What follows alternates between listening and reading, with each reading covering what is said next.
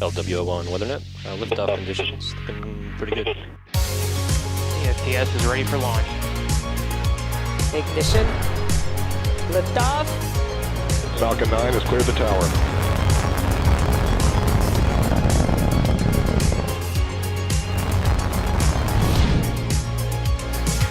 Ten, 9, 8, Side booster ignition. 6, 5, 4, 3, 2, 1.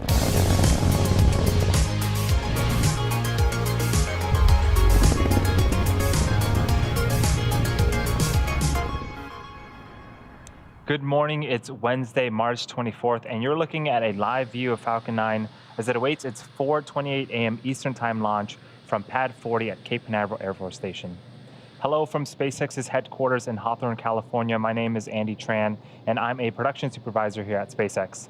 You're watching a live view of our webcast, live webcast for our 23rd Starlink mission and our 9th mission of 2021. Starlink is a constellation of satellites that can provide high-speed, low-latency internet all over the globe, particularly in remote areas where connectivity is limited or completely unavailable. Today, roughly half of the world's population, or nearly 3.6 billion people, don't have access to the internet. If you've been following our Starlink's progress, you'll know that Starlink beta service is now available in the United States, Canada, the United Kingdom, Western Germany, and the South Island in New Zealand. As we launch more satellites, install more ground stations, and improve our networking software, data speed, latency, and uptime will all improve dramatically. And with every Starlink launch, we get closer to our goal of nearly global coverage of the populated world. And speaking of goals, at the beginning of March, we completed our third high-altitude flight test of a Starship prototype and are anticipating the next Starship serial number 11 flight test in the days ahead. I'll share some of these highlights a bit later in the webcast. Currently, we're just under 10 minutes from liftoff. All systems are go for an on-time liftoff this morning. Once Falcon 9 lifts off of the ground, our first and second stages will separate about 2.5 minutes into flight. The first stage will then return back to Earth to attempt its sixth landing, this time on our drone ship, Of Course I Still Love You. And while that's happening, our second stage will continue on its journey. In order to get our satellites to the intended orbit today, we have 2 coast phases, and we'll be igniting our Merlin vacuum engine twice, with the deployment of our Starlink satellites around the T+1 hour and 4 minute mark. We're just heading towards that T-minus 9 minute mark. All systems, again, are go for an on-time liftoff this morning. With that, let's take a closer look at the rocket that you see there on screen. This is a live view of Falcon 9, our 2-stage liquid-fueled rocket. It's 70 meters tall, greater than the wingspan of a 747 aircraft. We are flying today's booster for a 6th time. This rocket first flew on the GPS-3 Space Vehicle 3 mission in November of last year, followed by 2 Starlink missions. In 2021, it supported the Turksat 5A mission in January and another Starlink mission in February. The bottom 2/3 of the vehicle is the first stage. You can see the soot markings left over from its previous 5 flights. The first stage's job is to accelerate the vehicle through the Earth's atmosphere into space with the help of 9 Merlin engines at the base of the rocket. And as I mentioned earlier, we are going to be attempting to recover the first stage on the drone ship that you see on screen right now. That drone ship is named Of Course I Still Love You, and if we are successful today, this first stage will be returning for the 6th time. And on top of the first stage is the black carbon fiber inner stage. And then on top of that is the Falcon 9 second stage, which has a single Merlin vacuum or MVac engine. Once the first and second stages separate about 2.5 minutes into the mission, the MVac engine will ignite and carry the Starlink satellites into an elliptical orbit around the Earth. And at the top of the rocket, you'll notice a large nose cone. That's where the stack of Starlink satellites are safely enclosed. The fairing protects the satellites from aerothermal heating, aerodynamic loads, and contamination during ascent. Once we reach the vacuum of space, we will jettison the fairing halves as the second stage continues its journey into orbit. It will be the second flight for today's fairing, and we're going to be attempting to recover each half again in what we refer to as a wet recovery, which just means that we'll be retrieving each from the water. Falcon 9 has been loading propellant since the T-minus 35 minute mark. We use a rocket-grade kerosene known as RP1 for our fuel and super chilled liquid oxygen, or LOX, as our oxidizer to power Falcon 9. Currently, RP1 and LOX are nearly fully loaded on both stages, and LOX will continue to be topped off right until the final minutes of the countdown. The latest weather report is 90% favorable for liftoff, and weather conditions also look good for booster recovery as well. With that, the vehicle, satellites, weather, and range are all looking good for an on-time liftoff just a few minutes from now. If for some reason we don't launch today, we do have a backup opportunity tomorrow at 4 a.m. Eastern. And for those that have been following SpaceX, you know that it's been an exciting time for the development of our Starship launch system. Our Starship spacecraft and Super Heavy rocket, collectively referred to as Starship, are designed to be a fully reusable transportation system that can carry both crew and cargo to Earth orbit, the Moon, Mars, and beyond.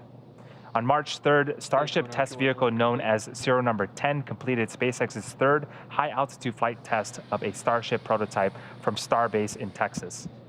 Similar to the high-altitude flight tests of Starship serial numbers 8 and 9, serial number 10 successfully reached its apogee at 10 kilometers with the help of 3 Raptor engines. It then performed a propellant transition to the internal header tanks, which hold the landing propellant, before reorienting itself for re-entry and a controlled aerodynamic descent. The Raptor engines reignited as the vehicle performed the landing flip maneuver immediately before successfully touching down and landing on the pad. Most of the testing at our Starbase Texas location has been focused on the spacecraft, but the team just finished the first Super Heavy booster that you see on screen right now. Known as Booster 1, this vehicle is a production pathfinder. We'll use it to figure out how to build and transport a 70-meter tall stage. All in all, it's been a great couple of weeks for the Starship teams. These test flights and pathfinders are all about developing a transportation system that can help humanity return to the Moon, travel to Mars, and beyond. We are anticipating serial number 11 to take flight in the days ahead, so be sure to check our social media accounts for updates. We are just under 5 minutes from liftoff, and Falcon 9 is now moving into the final stages of the countdown. We're currently waiting for the Transport Erector, or TE, to retract away from Falcon 9. That is the white painted structure right next to the vehicle. First, the TE clamp arms will open up, and then the Transport Erector will begin to retract away from the rocket slightly, and you just heard the call out that we are beginning that process.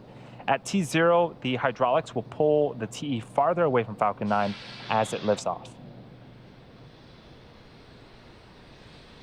The Transport Erector has a couple of jobs. It provides liquids, gases, electrical connections to the second stage, as well as air conditioning to the payload fairing. And you can see that the clamp arms are now open at the top of the vehicle, and we should see the Transport Erector begin to retract away to its pre-launch position from Falcon 9. The first and second stages are both nearly fully loaded with 1 million pounds of kerosene fuel and liquid oxygen. Super chill liquid oxygen is our propellant oxidizer. That is what's creating those white clouds that you see around Falcon 9. And that's because the warm, humid, ambient air causes the liquid oxygen to turn into gas. First stage should finish prop loading around the T-minus 3 minute mark, and the second stage should finish about a minute later around the T-minus 2 minute mark. At T-minus 60 seconds, Falcon 9 is in startup. This means that the rocket's autonomous internal flight computers have taken over the launch countdown, and just inside of the T-minus 2 second mark, we light the Merlin 1D engines, and we're set for liftoff. The Starlink payload continues to be healthy, and the Falcon 9 team is tracking no issues on the rocket. Weather is continuing to look great, and the range has cleared the surrounding ground, water, and airspace, and are also green for launch.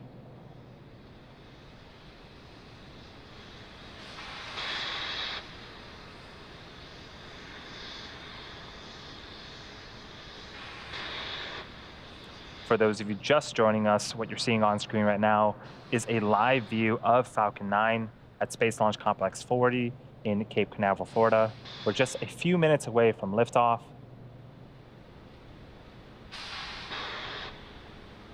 This is the 9th mission for SpaceX in 2021 and the 23rd Starlink mission.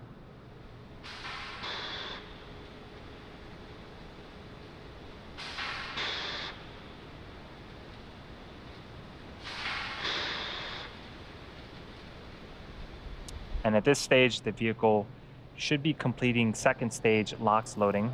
Stage 2 LOX load complete. And there's the call out. That is the last of propellant loading for Falcon 9. We're continuing to see liquid oxygen being vented from the transport erector lines. This is normal and expected for us at this stage in the countdown. Ground gas closeouts.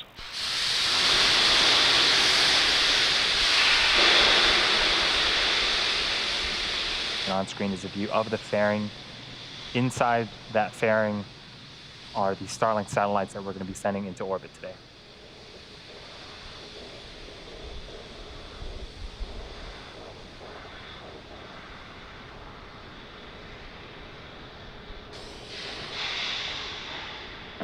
Falcon 9's in startup.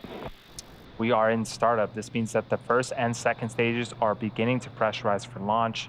In just a few seconds, we should hear the launch director give the final go for launch.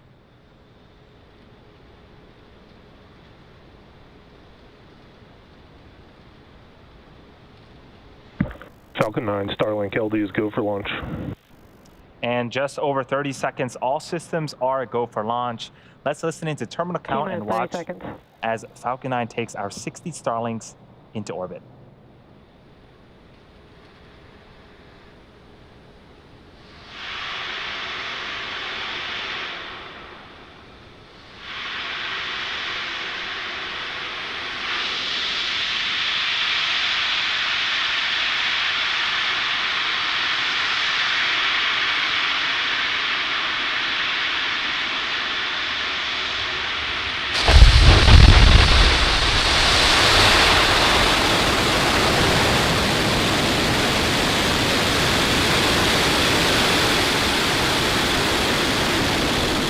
Vehicle is pitching downrange. Stage 1 chamber pressure is nominal.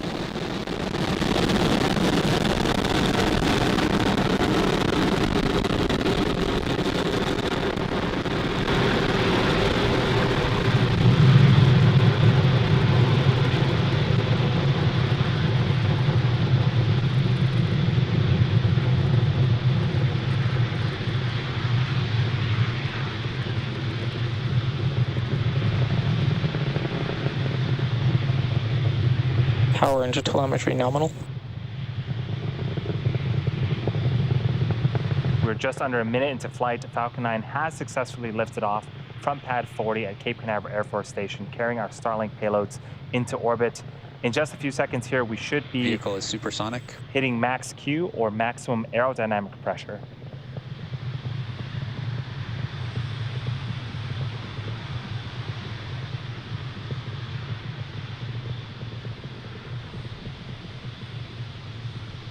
Vehicle is now experiencing maximum aerodynamic pressure. And there's the call up for max Q. In about a minute, we have 3 events happening back to back. First up is main engine cutoff, also known as MECO.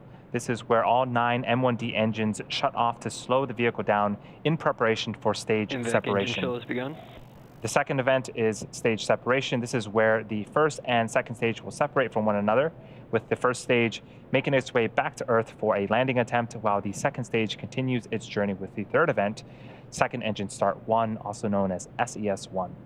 This is where the single Merlin vacuum engine on the second stage will light up and propel the second stage along with the Starlink satellites into orbit. Again, that is main engine cutoff, followed by stage separation, then second engine start 1. And the first of those events should be happening in about 20 seconds. Both views on screen right now are of the first stage. The left is from the top of the first stage, and the right is a tracking shot from the ground of Falcon 9.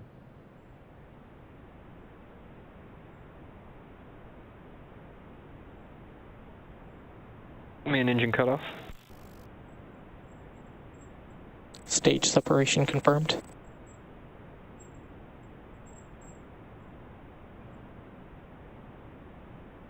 And we had successful main engine cutoff, stage separation, and you can see on the right-hand side of your screen, the engine on the second Both stage has vehicles are successfully following started nominal up. trajectories.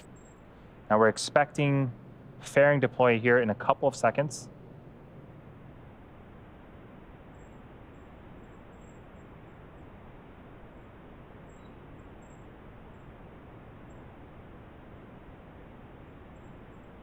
Fairing separation confirmed. And off come the fairing halves. That call out and the visual confirmation on your screen means that we've had successful fairing deploy. As a reminder, this was the second flight for each of the fairing halves, and we're going to be attempting to recover the fairing halves again via a wet recovery.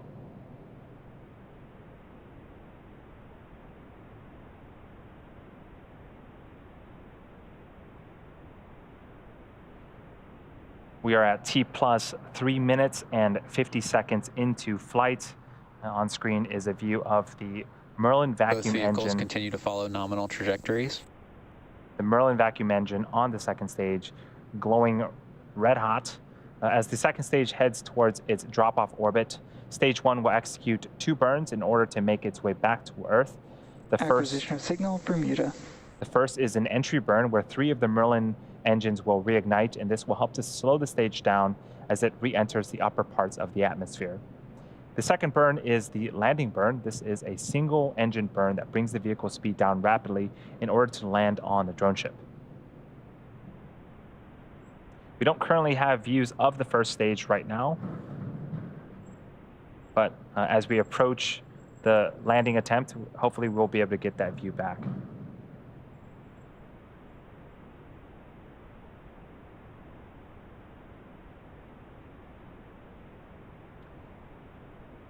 The Merlin engines on the first stage are optimized for sea level, and they can achieve 190,000 pounds of thrust during ascent and descent. The Merlin vacuum engine you see on screen is optimized for the vacuum of space. Both vehicles continue to follow nominal trajectories. Producing over 220,000 pounds of thrust in a vacuum.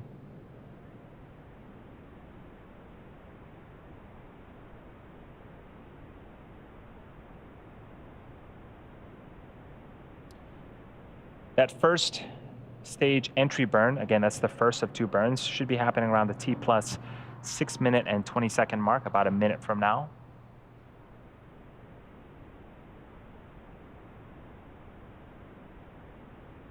The Starlink satellites that are on the opposite side of the second stage, we're going to be putting them in low Earth orbit around 550 kilometers in altitude. Most satellites are in geostationary orbit at an altitude of about 36,000 kilometers. When satellites are farther away from Earth, the round-trip data time between the user and satellite, also known as latency, is much higher, resulting in poor performance for activities such as video calls and online gaming. The Starlink satellites, however, operate at over 60 times closer to Earth than traditional satellites, resulting in a much lower latency.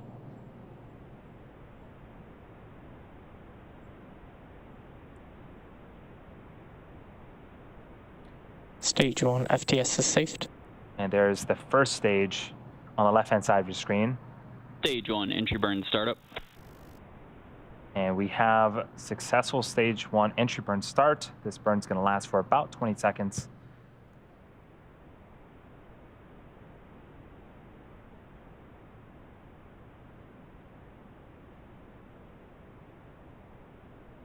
Stage 1 entry burn shutdown. And stage 1 entry burn has completed. During that entry burn, you might have noticed that Both vehicles continue to follow nominal trajectories. 4 hypersonic grid fins have deployed near the top of the first stage.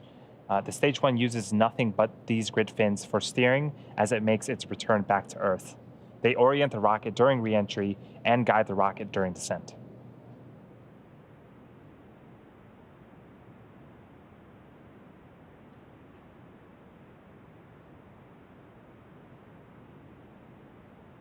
The next milestone for this mission is our landing of the first stage. That's going to be happening in about 40 seconds, with the entry burn starting around the T plus 8 minute mark.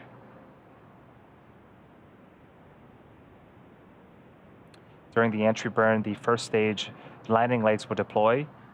We have 4 of them on Falcon 9 first stage, and they're made up of state-of-the-art carbon fiber with aluminum honeycomb. They're placed symmetrically around the base of the rocket and will deploy just prior to landing on our drone ship today. Stage 1 landing burn startup.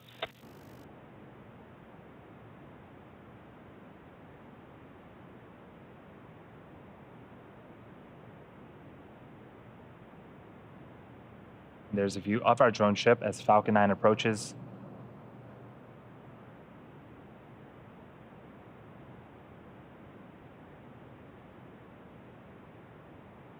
Stage 1 landing confirmed. We didn't quite Stage get 2 the is entering video, but terminal we did get guidance. confirmation that we did indeed land the first stage. That is the 6th for the. There's the visual. This is the 6th time for this Stage 2 booster, FTS is safed. and the 78th successful recovery of a Falcon 9 first stage. What a way to start off the mission today. Now we're waiting on second engine cutoff of the second stage, and then shortly after that, we're expecting to hear confirmation of a good orbit. Seco. Expected loss of signal, Cape Canaveral. And we did see the second stage engine Nominal parking orbit insertion. shut off, and there is the confirmation we were looking for. Now the second stage is going to coast in this orbit for the next 35 minutes or so. We'll leave you with two things, an animation showing you where we're at in this coast phase, and some space tunes.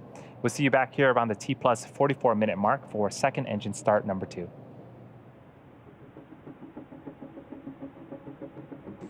Acquisition of signal, Newfoundland.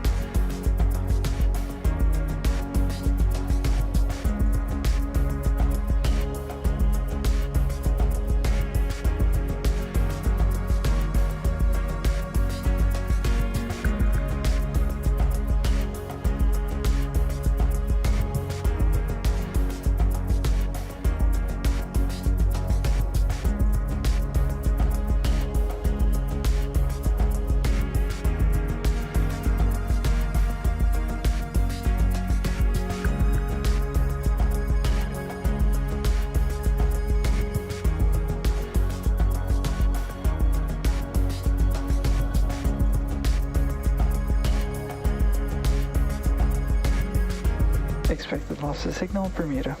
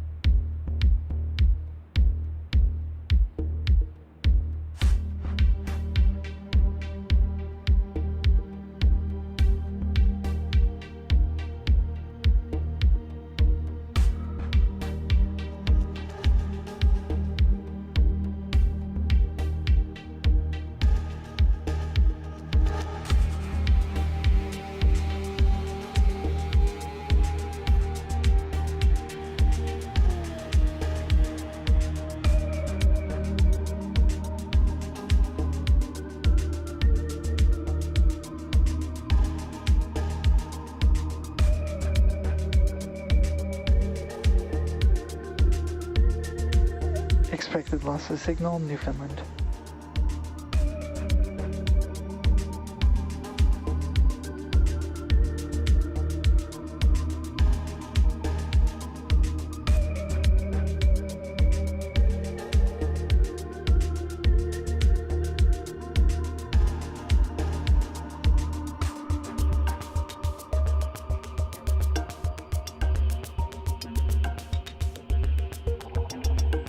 Acquisition of signal, Lagoon Hilly.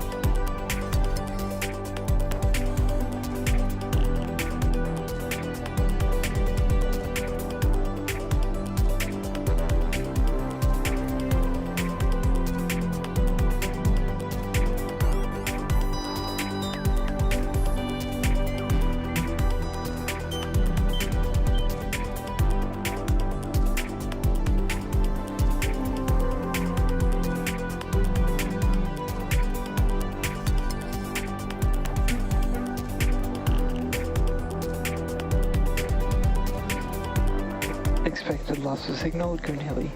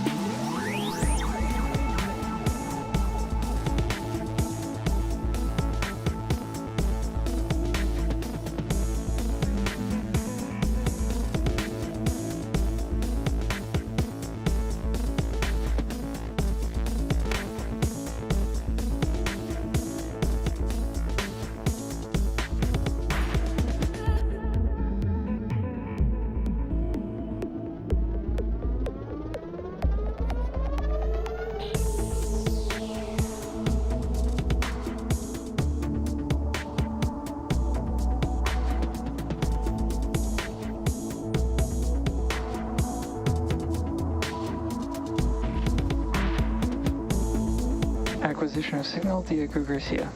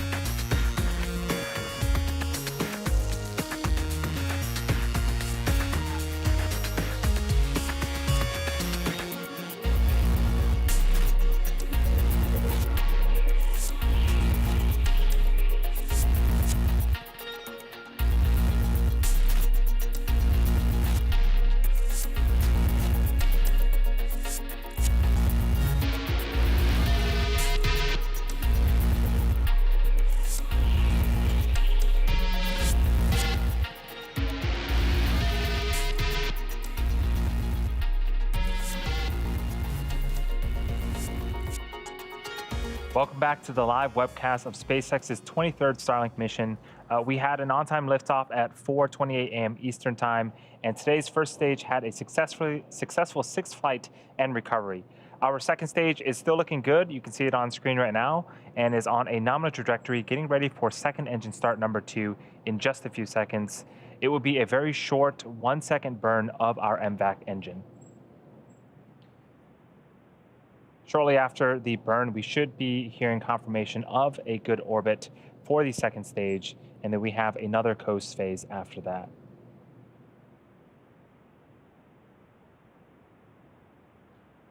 And there's a view of our second stage.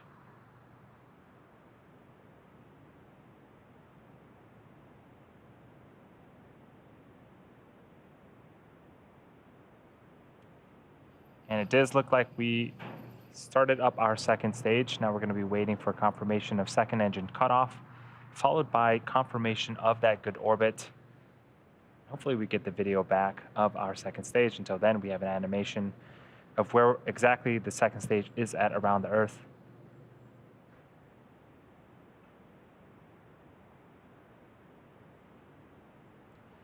I am getting confirmation that we indeed have a good orbit. We have another coast phase before we deploy our next batch of Starlink satellites into orbit.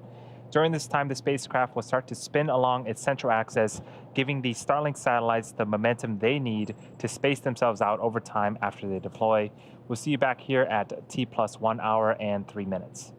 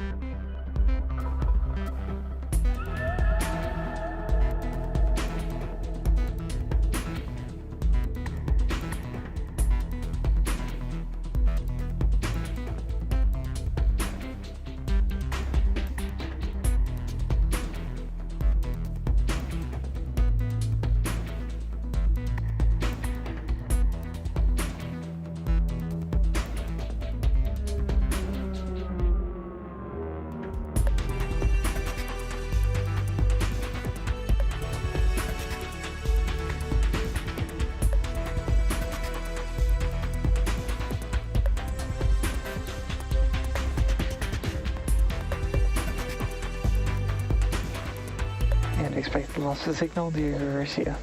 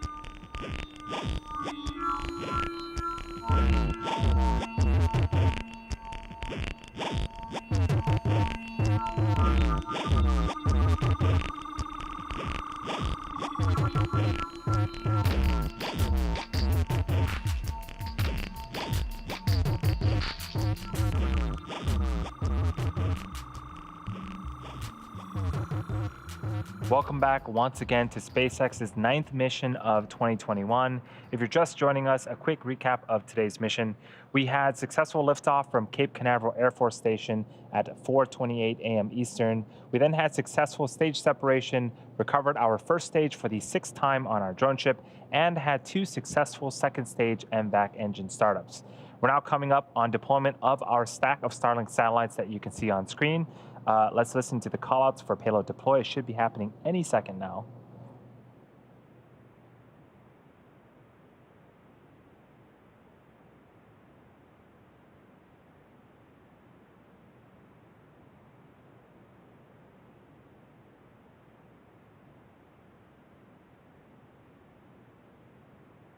Starlink deploy confirmed. And you can see on screen, you heard the callouts. The satellites are slowly separating from the second stage. Shortly, they will deploy their solar arrays, and over the next few days and weeks, they will distance themselves from each other and use their onboard ion thrusters to make their way to their operational orbit. And that brings our webcast to a close. Thank you to the Range and Federal Aviation Administration for supporting today's mission. And thanks to all of our viewers, as well as all of our customers using our beta service at this time. If you are interested in being part of our beta program, head over to starlink.com and sign up. One last thing to mention before we go. Today marks the 15th anniversary of Falcon 1's first flight, which some of you may recall did not result in a successful flight. But with more than 100 successful flights of Falcon 9 and 78 recoveries of our first stage to date, we've made a lot of progress since then. With that bit of SpaceX history, thank you for joining us and have a great rest of your day.